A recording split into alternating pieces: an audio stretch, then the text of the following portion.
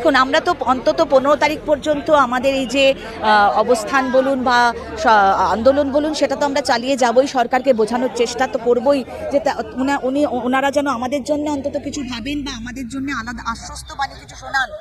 কিন্তু এখনো পর্যন্ত সেটা পাইনি। যতক্ষণ না ফর্ম ফিল আপ শুরু হচ্ছে ততক্ষণ তো আমরা চালিয়ে যাবই।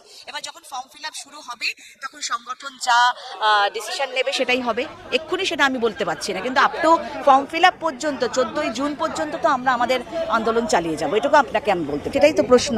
আমি যদি পাস না করি, আমার রাইটার সঠিক পেলাম না, রাইটার যা ভুলভাল করলো, পরীক্ষার ওয়েমার ক্যান্সেল হয়ে গেল, এরকম আগেও আমাদের হয়েছে, আমাদের এই অভিজ্ঞতা আছে। ঠিক করে লিখতে পারিনি, ঠিক ভুলভাল লিখেছে, যার জন্য ওয়েমার ক্যান্সেল হয়ে গেছে বা সে ফেল করেছে। তো এই ক্ষেত্রে এবারও যদি আমি আমার কথা বলছি, আমি অন্যদের কথা ছেড়ে দিচ্ছি, আমারও যদি ঠিক তাই হয় তাহলে আমার চাকরিটা চলে যাবে। তাহলে কি আমার পরীক্ষা বসা উচিত? বাংলা হান্টের আরো খবর দেখতে নজর রাখুন। বাংলা খবর মানেই বাংলা হান্ট।